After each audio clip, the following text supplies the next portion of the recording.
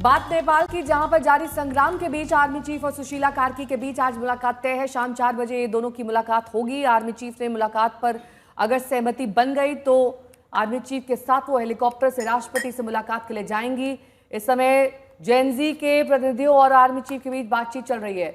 नेपाल में हिंसा के बाद बंद एयरपोर्ट फिर से खोल दिए गए हैं, जबकि कर्फ्यू अब भी जारी।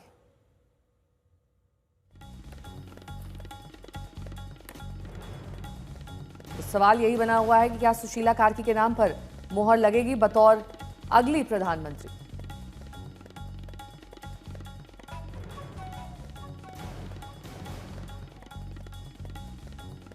दो सहयोगी हमारे साथ जुड़ चुके हैं। पंकज दास हमारे साथ, हमारे सहयोगी इस वक्त जुड़े हैं और जानकारी के साथ, और आशीष भी हमारे साथ, हमारे सहयोगी मौजूद हैं। पंकज, ये तस्वीर कब तक साफ हो पाएगी? क्योंकि अभी बैठकों का दौर हमने कल देखा, आज भी बैठक चल रही है, शाम 4 बजे भी मुलाकात का दौर होगा। तस्वीर साफ कब तक हो पाएगी? देखिए, इसमें सेना कोई भी जल्दबाजी करना नहीं चाहती है और बहुत ही फूक फूक कर वो कदम रख रही है, क्योंकि सेना को पता है कि उसके तरफ से ऐसा कोई भी कदम नहीं उठाया जाए, ऐसा कोई भी फैसला नहीं लिया जाए जिसके बाद प्रतिक्रिया स्वरूप सेना के खिलाफ ही आवाज उठने लगे या सेना के खिलाफ लोग सड़कों पे आ जाए। इसलिए आर्मी चीफ बहुत ही संतुलित तरीके से, बहुत ही सधे हुए तरीके से वो आगे बढ़ रहे हैं और सभी पक्षों से उनकी राय जानने की कोशिश कर रहे हैं। इसी क्रम में सुबह उन्होंने जेएनजी प्रतिनिधियों से बातचीत की। उसके बाद सुशीला कार्की को बुलाया गया है। ये खबरें भी आ रही हैं कि सुशीला कार्की पहुंच गई हैं सेना प्रमुख से मिलने। जी बिल्कुल, सेना की सुरक्षा में अभी थोड़ी देर पहले ही सुशीला कार्की को आर्मी हेडक्वार्टर ले जाया गया है और साथ में ही दुर्गा परसाई की गाड़ी को भी देखा गया। दुर्गा परसाई को भी सेना की सुरक्षा में ही आर्मी हेडक्वार्टर में अभी ले जाया गया है थोड़ी देर पहले। लगता है कि दोनों को साथ बिठाकर आर्मी चीफ बातचीत करेंगे। दुर्गा परसाई कल भी आर्मी चीफ से मिले थे वो कल भी उनकी मुलाकात हुई थी और सुशीला कार्की की, जो कि आज शाम 4 बजे उनकी मीटिंग तय थी, लेकिन अभी थोड़ी देर पहले ही आर्मी की सुरक्षा में, आर्मी की गाड़ी में ही उनको हेडक्वार्टर ले जाया गया है और जहां उनकी अब बातचीत होगी। इसी दौरान बाकी जितने जेएनजी प्रतिनिधि थे उनको इस समय सेना हेडक्वार्टर से बाहर, जो मीटिंग हॉल था वहां से उनको बाहर निकाला गया है। बाकी जो प्रतिनिधि गेट के पास थे उनको भी अभी भीतर नहीं जाने दिया गया है। पहले सुशीला कार्की और दुर्गा परसाई से उनकी बातचीत। ये भी खबरें आ रही हैं कि इस मुलाकात से जो जेएनजी के प्रतिनिधि उनको बाहर रोका गया है, जिसका आप नाम ले रहे हैं दुर्गा प्रसेन, इसमें यह भी कहा जा रहा है क्योंकि सेना जो है वो राजशाही को प्रमोट कर रही है बैकडोर से। इससे भी बहुत सारे जेएनजी हैं जो नाराज हैं, कल वो बैठक से भी उठकर चले गए। इसको लेकर क्या अपडेट? क्योंकि आज भी आप कह रहे हैं उनकी गाड़ी भी देखी गई। जी बिल्कुल, ये आश्चर्य की बात है कि सेना प्रमुख इस समय सुशीला कार्की के साथ उनको क्यों बिठाना चाहते हैं। हालांकि सेना के सूत्रों का कहना है कि दुर्गा परसाई भी एक पक्ष हैं, उनके भी समर्थक थे। उनके भी समर्थक, जो हालांकि कुछ दिन पहले उन्होंने राजशाही के पक्ष में आंदोलन चलाया था, और उनके भी काफी समर्थक नेपाल में है, इसलिए उनके साथ भी बातचीत करना बहुत जरूरी है। उन पर यह भी आरोप है, जो इतनी आगजनी और ये हिंसक घटनाएं हुए उसमें दुर्गा परसाई के समर्थक, ये जेएनजी के नाम पर पहले दिन जो आंदोलन हुआ उसके बाद दूसरे दिन जितनी भी वारदातें हुई उसमें दुर्गा परसाई के समर्थक भी बताए जाते हैं कि उनमें लोगों का आरोप है कि दुर्गा परसाई के समर्थकों ने भी ये सब किया है। तो ऐसे में दुर्गा परसाई के साथ बातचीत करना, चूंकि उनकी छवि जो है उनका पक्ष राजावादी का है, इसलिए थोड़ी इस बात की आलोचना हो रही है। ठीक है, ये तो बात हुई राजनीतिक हलकों से जो खबरें आ रही हैं। इस बीच वहां पर ताजा हालात क्या हैं, सीधे आपको आशीष के पास लिए चलेंगे। आशीष, तस्वीरें दिखाइए। मैं आपको एक चीज तस्वीर दिखाता हूँ जो नेपाल की है। ये बदले हुए यहाँ पर देखिए जो सामान है वो अब लेकर लोग जा रहे हैं, चूंकि स्टॉक बना रहे हैं, लेकिन ये सामान जो है ये काफी महंगा हो गया है जो पहले की तादाद में, क्योंकि अब स्टॉक है नहीं और जो बॉर्डर सील है उसकी वजह से ही। अगर हम इससे पूछते हैं, ये बताइए क्या नाम है आपका? कितना महंगा हो गया अब ये सामान?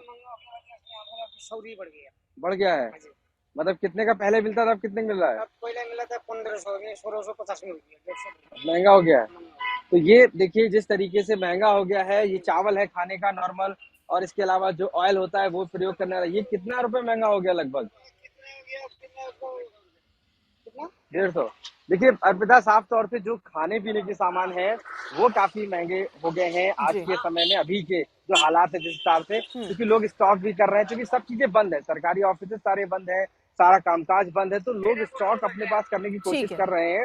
जो नेपाल की स्थिति है उसके हिसाब से कहीं ना कहीं अब ये परिवर्तन होना थोड़ा शुरू हो गया ठीक है, अमित भारद्वाज भी हमारे साथ काठमांडू से जुड़ चुके हैं। अमित, देखिए, गुरुवार के लिए पूरे नेपाल में कर्फ्यू लगाया गया था, शुक्रवार तक के लिए काठमांडू में कर्फ्यू लगाया गया था, फिर कर्फ्यू बढ़ाने की भी बात हुई। कहां कहां कर्फ्यू बढ़ा दिया गया है और कब तक के लिए?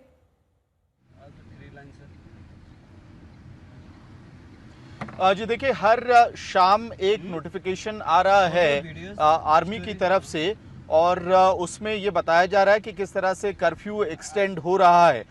इस वक्त आपको जगह जगह काठमांडू के अंदर गैरिसन टाउन जैसे हालात दिखाई देंगे जहां पे आर्मी के ब्लॉकेड्स लगे हुए हैं और इसके साथ साथ आर्मी लगातार डॉक्यूमेंट्स चेक कर रही है इंश्योर करने के लिए कि कोई व्यक्ति बिना कारण अपने घर से ना निकले। लेकिन इसमें ये बात ऐड करनी पड़ेगी कि सुबह के लिए 2 घंटे और शाम के लिए 2 घंटे की एक तरह से ईज टाइम रखा गया है ताकि जो स्थानीय लोग हैं वो अपने काम की जरूरी सामानों को लेकर घर वापस जा सके। जो एसेंशियल सर्विसेज से जुड़े हुए लोग हैं उनके आईडी कार्ड चेक करने के बाद ही उनको भेजा जा रहा है। आप मेरे पीछे अगर देखेंगे तो सारी दुकानें आपको लगभग बंद दिखाई देंगी, शटर डाउन दिखाई देगा।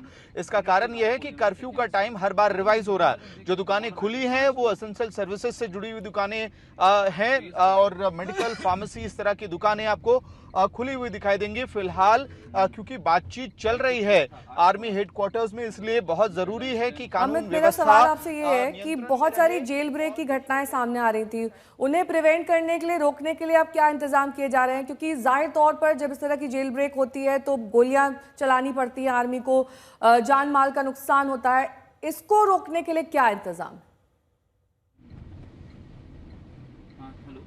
जी देखिए नेहा, 2 जेल ब्रेक्स की अगर हम बहुत स्पेसिफिकली बात करें, जब आर्मी ने कंट्रोल में ले लिया स्थिति उसके बाद जो हुआ है उसमें नंबर 1 दिल्ली बाजार जो काठमांडू के अंदर की जेल है वो, और वहां पे जब पुलिस ने तुरंत आर्मी को बुलाया तो कुछ ही मिनटों के बाद आर्मी वहां पहुंच गई और स्थिति को नियंत्रण में लिया गया। इसके लिए टीयर गैस शेल्स फायर किए गए थे सड़क से और फिर ये कोशिश की गई कि जल्द से जल्द स्थिति को नियंत्रण में लिया जाए। रामेछाप जेल जो बाहर के इलाके में है वहां पे स्थिति ज्यादा गंभीर हुई थी जिसकी वजह से लगभग 1 दर्जन से ज्यादा कैदी जो जेल ब्रेक करने की कोशिश कर रहे थे वो घायल हुए हैं। लेकिन आर्मी का एक्शन रेस्ट्रेंट के साथ हम जरूर कहेंगे कि आ रहा है और जैसे अगर स्विफ्ट तरीके से उन्हें इंफॉर्मेशन मिल रहा है तो तुरंत आर्मर्ड व्हीकल के साथ, राइट गियर्स के साथ और वेपनरी के साथ आर्मी इस तरह के जेल्स के आसपास पहुंच रही है।